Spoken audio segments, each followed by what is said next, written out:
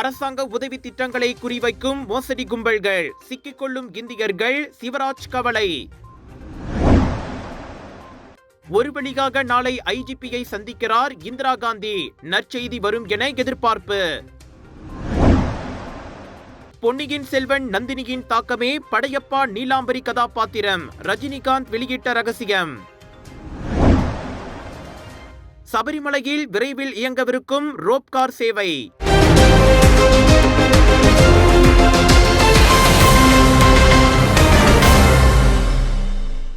அரசாங்க உதவி திட்டங்களை குறிவைத்து நடைபெறும் மோசடிகள் குறித்து செனட்டர் டத்து சிவராஜ் சந்திரன் கவலை தெரிவித்துள்ளார். குறிப்பாக B40 குழுவை சேர்ந்த ஏழைகள் அதிகம் பாதிக்கப்படுவதாக மேலவையில் 2026 பட்ஜெட் மீதான விவாதத்தில் பங்கேற்ற போது அவர் தெரிவித்தார். மோசடி கும்பல்கள் விரைவான பண உதவி அல்லது சலுகை வழங்குவதாக கூறி பாதிக்கப்பட்டவர்களை புதிய வங்கி கணக்குகள் திறக்க வற்புறுத்துகின்றன. பின்னர் ATM அட்டைகள் மற்றும் பின் எண்களை பெற்றுக்கொண்டு அந்த கணக்குகளை சட்டவிரோத பரிவர்த்தனைகளுக்கு அவை பயன்படுத்துகின்றன. சந்தேகத்திற்கிடமான நடவடிக்கைகள் கண்டறியப்பட்டதும் கணக்குகள் முடக்கப்படுகின்றன. ஏழைகள் குற்றவாளிகளாக குற்றம் சாட்டப்படுகின்றனர். ஆனால் உண்மையான குற்றவாளிகள் தப்பி விடுவதாக Shivraj அம்பலப்படுத்தினார். Sindiket menjanjikan bantuan tunai dan subsidi kononnya dipercepatkan. Lalu memperdayakan mangsa membuka akaun bank baru dan menyerahkan kad ATM serta nombor PIN. Akaun inilah yang akhirnya menjadi akaun kaldai dan digunakan bagi memindahkan dana haram dan transaksi penipuan. Yang paling malang apabila aktiviti mencurigakan dikesan, akaun terus disekat dan mangsa yang hanya mencari sedikit ruang hidup tiba-tiba didakwa di bawah Seksyen 420 dan 424 Kanun Keseksaan. Ini bukan soal jenayah digital semata-mata. Ini cerminan betapa rakyat termiskin hidup dalam tekanan sehingga apa saja yang kelihatan seperti bantuan pun menjadi tempat pergantungan. Kerajaan mesti bertindak dengan pendekatan yang lebih menyeluruh, literasi kewangan yang wajib, maklumat bantuan rasmi yang tersusun serta tindakan tegas terhadap sindiket, dan bantuan kerajaan sepatutnya mengangkat maruah rakyat, bukannya menjadikan mereka alat penjenayah. Ini cerita benar. Saya selesaikan satu kes minggu lepas. Perempuan tu dari keluarga yang susah, mempunyai 2 anak. Di 2 tahun lepas dikata diberi bantuan. Scammer tu dia ambil kad bank dan akaun dia, dan telah scam orang, duit tu dimasukkan dalam akaun beliau. Dan seminggu lalu beliau ditahan. Dari Seremban dibawa ke Johor, lock up, reman. Beliau tidak tahu apa patut berbuat. Nasib baik kita ada rakan-rakan yang boleh, peguam yang boleh menasihati beliau dan boleh berbincang dengan pihak polis dan menerangkan insiden. Dia dibebaskan dalam jamil, tapi kes masih jalan. எனவே அரசாங்கம் மக்கள் மத்தியில் நிதி அறிவை மேம்படுத்தவும், அதிகாரப்பூர்வ உதவிகள் குறித்த தகவல்களை அவர்களுக்கு எளிதாக கிடைக்க செய்யவும், மோசடி கும்பல்களுக்கு எதிராக கடுமையான நடவடிக்கை எடுக்கவும் சிவராஜ் வலியுறுத்தினார். உதவி திட்டங்கள் மக்களை உயர்த்த வேண்டும், குற்றத்திற்கு கருவியாக மாறிவிடக் கூடாது என்றார் அவர்.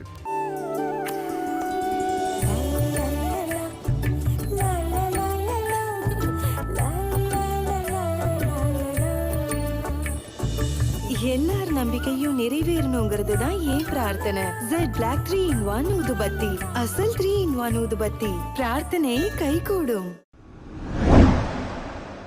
பொன்னியின் செல்வன் நாவலில் வரும் நந்தினியின் தாக்கத்தில் உருவானதே படையப்பா படத்தின் நீலாம்பரி கதாபாத்திரம் என சூப்பர் ஸ்டார் ரஜினிகாந்த் கூறியுள்ளார். வசீகரம், பழிவாங்கும் நோக்கம் என பன்முகம் கொண்ட அந்த நந்தினி கதாபாத்திரம் தம்மை மிகவும் ஈர்த்ததால் அதனையே மையக்கருவாக வைத்து படையப்பாவும் நீலாம்பரியும் உருவானதாக அவர் கூறினார்.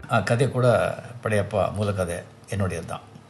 கல்கி அவருடைய பொன்னியின் செல்வன் எனக்கு ரொம்ப பிடிச்ச புத்தகம், நாவல் அது.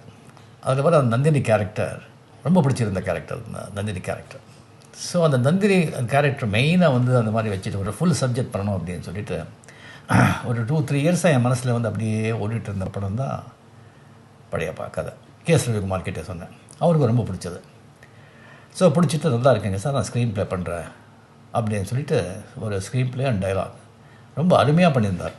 கர்ப்பமே உருவான நீலாம்பரி கதாபாத்திரத்திற்கு முதலில் உலகளகி ஐஸ்வர்யா ராய் தான் நடிக்க வேண்டும் என தாம் தீவிரமாக இருந்த ரகசியத்தையும் ரஜினி தெரிவித்தார். பின்னர் அரை மனதோடுதான் ரம்யா கிருஷ்ணனை நீலாம்பரியாக நடிக்க வைத்ததாகவும், ஆனால் நீலாம்பரியாக ரம்யா பிரமிக்க வைத்ததாகவும் அவர் புகழாரம் சூட்டினார். 1999 வெளியான இப்படம் படையப்பா, நீலாம்பரி என்ற இரு முதன்மை கதாபாத்திரங்களின் அனல் பறக்கும் மோதல் வசனங்களுக்கு புகழ் பெற்றதாகும். படத்தில் நீலாம்பரியாக நடிக்காமல் வாழ்ந்த ரம்யா கிருஷ்ணனை ஒட்டுமொத்த திரையுலகமே கொண்டாடியது. ரஜினிகாந்துடன் ரம்யா கிருஷ்ணன் மோதும் காட்சிகள் திரையரங்குகளில் பட்டையை கிளப்பின. காலம் கடந்து இன்றளவும் எவர்கிரீன் காட்சிகளாக அவை விளங்குகின்றன. ரஜினிகாந்தின் மாபெரும் வெற்றி படங்களில் ஒன்றான படையப்பா 26 ஆண்டுகளுக்கு பிறகு வரும் டிசம்பர் 12ஆம் தேதி திரையரங்குகளில் மறுவெளியீடு காண்பதை ஒட்டி நேற்று வெளியிட்ட சிறப்பு வீடியோவில் அந்த சுவாரஸ்ய தகவலை அவர் பகிர்ந்து கொண்டார். அந்த படையப்பா என்ற பெயர் கூட ஏதோ எதர்ச்சியாக வந்ததாகவும், ஆனால் அது உண்மையில் முருகனின் பெயரான ஆறுபடையப்பாவை குறிப்பதாக பின்னர் தெரிய வந்து அது தொடர்பான காட்சிகள் சேர்க்கப்பட்டதாகவும் அவர் கூறினார். நான் எனக்கே தெரியாது, டக்குன்னு சொல்லி எனக்கு வந்து படையப்பா அப்படின்னு வந்தது. அதுக்கு நான் கேள்விப்பட்டதே கிடையாது. சில டைமில் அப்படி ஆகும். சில என்னுடைய படங்கள் வந்து நிறைய படங்கள் நான் தான் வந்து டைட்டில் வச்சுருப்பேன். டக்குன்னு தோணும். அண்ணாமலை, பாஷா, வீரா, முத்து, இந்த மாதிரி எல்லாமே. படையப்பா சொன்ன உடனே ரவிக்குமார் ரொம்ப ஷாக். படையப்பா என்னங்க சார், கேள்விப்பட்டதே கிடையாது. அவ்வளோதான் சார் படையப்பா. எப்படி கேட்கறதுக்கு எப்படி இருக்குது, நல்லா இருக்குது. பட் என்னமோ பழைய எம்ஜிஆர் படத்தில் 50s 40s வந்து அந்த சேனாதிபதி வந்து படையப்பா, மாரப்பா அப்படின்னு கூட்டம் வந்து நிற்கிறாங்களே, அந்த மாதிரி இருக்குது சார். சார் நல்லா சவுண்ட் நல்லா இருக்குது சார், வச்சுருங்க. அது ஓகே சார். பட் இந்த சொரி இப்படி ஏதாவது பேசுவாங்க சார், தப்பாக பேசுவாங்க, எப்படி பேசத்தான் இருப்பாங்க. அதுக்கெல்லாம் கவலைப்பட்டேன் எப்படி சார்? அவங்களெல்லாம் கவலைப்படக்கூடாது. படையப்பா டைட்டில் சரி, நான் ஏதாவது ஒன்று பிடிச்சேன்னா அவ்வளோதான் அப்படின்னு சொல்லி அவருக்கும் தெரியும். அதுக்கப்புறம் வந்து எனக்கு வந்து தயானந்த சரஸ்வதி அடிக்கடி நான் மீட் பண்ணுவேன். அவர் மீட் பண்ணும்போது அப்படியே வந்து ஆன்மீக விஷயத்தெல்லாம் பேசி, அதுக்கப்புறம் நாட்டு அப்புறம் என்ன நடக்கிறதெல்லாம் பேசி, அதுக்கப்புறம் என்ன சப்மிட் பண்ணுறேன், என்ன படம் பண்ணுறீங்கன்னு சொல்லி என்னுடைய கதை கேட்கறதுக்கு அவர் வந்து வாடிக்கை. என்ன படம் இந்த மாதிரி படையப்பாவா நல்லா இருக்கேன் சார் சுவாமி, எப்படி அது கதை சொன்ன பிறகு நல்லா இருப்பா. படையப்பா வந்து அது முருகனுடைய பேர், அது 6 படையப்பா, வெரி குட் அப்படின்னு சொல்லி அதுக்கப்புறம் தான் நம்ம வந்து வேலு அதெல்லாம் வச்சுட்டு நம்ம வந்து அது வந்து டைட்டில் எல்லாம் வந்து அது பண்ணுவோம். அது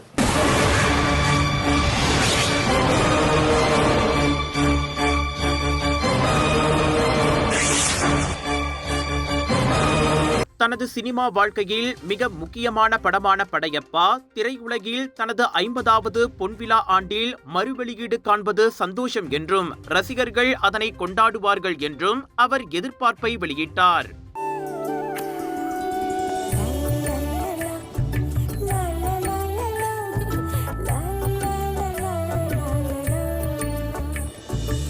எல்லார் நம்பிக்கையும் நிறைவேறணுங்கிறது தான் ஏன் பிரார்த்தனை. ஜெட் பிளாக் 3-in-1 ஊதுபத்தி, அசல் 3-in-1 ஊதுபத்தி. பிரார்த்தனை கைகூடும். 16 ஆண்டுகளாக மகள் பிரசன்னா தீக்ஷாவை காணாமல் தவிக்கும் தாய் இந்திரா காந்தி நாளை டிசம்பர் 10ஆம் தேதி தேசிய போலீஸ் படை தலைவர் டத்துஸ்ரீ முகமது காலித் இஸ்மாயிலை சந்திக்கிறார்.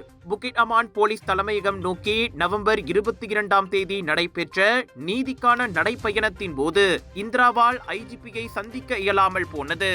இந்நிலையில் நாளைய சந்திப்பை சட்ட சீர்திருத்தங்களுக்கான பிரதமர் துறை துணை அமைச்சர் எம் குலசேகரன் ஏற்பாடு செய்து ஏற்கனவே தான் கொடுத்த வாக்குறுதியை காப்பாற்றியுள்ளார். இதன் மூலம் 2019 ஏப்ரல் 19ஆம் தேதிக்கு பிறகு தேசிய போலீஸ் படை தலைவருடன் இந்திரா காந்தி நடத்தும் முதல் அதிகாரப்பூர்வ சந்திப்பாக இது அமையவிருக்கிறது. குழந்தையாக இருந்தபோது மதம் மாறிய முன்னாள் கணவரால் கடத்தி செல்லப்பட்ட மகள் பிரசன்னா இருக்குமிடம் குறித்து தேடல்களின் முன்னேற்றங்களை ஐஜிபி நாளைய சந்திப்பில் பகிர்வார் என பெரிதும் எதிர்பார்க்கப்படுகிறது. ஐஜிபியிடம் ஒப்படைப்பதற்காக பிரசன்னாவின் பிரிவு தாயின் துயரம் மற்றும் நம்பிக்கையை குறிக்கும் சின்னமாக இந்திரா காந்தி தனது மகளின் டெடிபேர் கரடி பொம்மையை எடுத்து செல்ல உள்ளதும் குறிப்பிடத்தக்கது. ஒவ்வொரு முறையும் துவண்டு போனாலும் நம்பிக்கை இழக்காமல் மகளுக்காக போராடி வரும் இந்திரா காந்தியின் முயற்சியில் இது முக்கியமான கட்டமாக கருதப்படுகிறது. ஒரு நாளைக்கு நம்ம இருதயம் எத்தனை வாட்டி துடிக்குது தெரியுங்களா? கிட்டத்தட்ட 1 லட்சம் வாட்டி. நம்ம தூங்குற நேரத்துல இருதயம் மெதுவா துடிக்கும். நம்ம இருதயம் ஒரு என்ஜின் மாதிரி நான் ஸ்டாப்பா உடம்பு முழுதும் ஆக்சிஜன் பம்ப் பண்ணிட்டு கார்பன் டை ஆக்சைடை வெளியாக்கிடுறோம். ரத்த ஓட்டம் இருதயத்துக்கு சீரா இல்லைன்னா பல பிரச்சனைகள் வர ஆரம்பிக்கும். உயர் ரத்த கொதிப்பு, இருதய சம்பந்தப்பட்ட நோய்கள் மற்றும் பல. டெஸ்லி டென்ஷனோட மகிமை ரத்த ஓட்டத்தை சீராக்கிடும், இருதயத்தின் சுமையை குறைக்கும். டெஸ்லி உங்கள் ஆரோக்கியத்தின் நண்பன். சபரிமலை ஐயப்பன் கோவிலில் பம்பையில் இருந்து சன்னிதானம் வரை ரோப்கார் சேவை அமைக்கும் திட்டம் விரைவில் தொடங்க உள்ளது. பக்தர்கள் வசதியாக மேலே செல்லவும், அத்தியாவசிய பொருட்கள் மற்றும் அவசர மருத்துவ சேவைகளை விரைவாக கொண்டு செல்லவும் இந்த சேவை உதவும் என எதிர்பார்க்கப்படுகின்றது. சுமார் 2.7 கிலோமீட்டர் நீளமான இந்த திட்டம் 2026ஆம் ஆண்டிற்குள் முடிக்கப்பட்டு பயன்பாட்டிற்கு கொண்டு வர வேண்டும் என்ற இலக்கு நிர்ணயிக்கப்பட்டுள்ளது. இதன் செலவு சுமார் 150 கோடி முதல் 250 கோடி வரை இருக்கும் என கணிக்கப்பட்டுள்ளது. பம்பாமலை உச்சியில் இருந்து சன்னிதானம் அருகில் உள்ள மாளிகைப்புறம் காவல்துறை குடியிருப்பு வரையிலான பகுதி ரோப்கார் சேவைக்காக தேர்வு செய்யப்பட்டுள்ளது. இந்நிலையில் திட்டத்திற்கு தேவையான வனத்துறை நிலமாற்றம் தொடர்பான சிக்கல்கள் தற்போது தீர்க்கப்பட்டு கள ஆய்வுக்கு அனுமதியும் வழங்கப்பட்டுள்ளது. ரோப்கார் சேவை பயன்படுத்த தொடங்கிய பிறகு பம்பையில் இருந்து சன்னிதானம் செல்லும் நேரம் சுமார் 15 நிமிடங்களுக்கு குறைவதோடு முதியோர் மற்றும் மாற்றுத்திறனாளிகள் சிரமம் இன்றி தரிசனம் செய்ய முடியும்.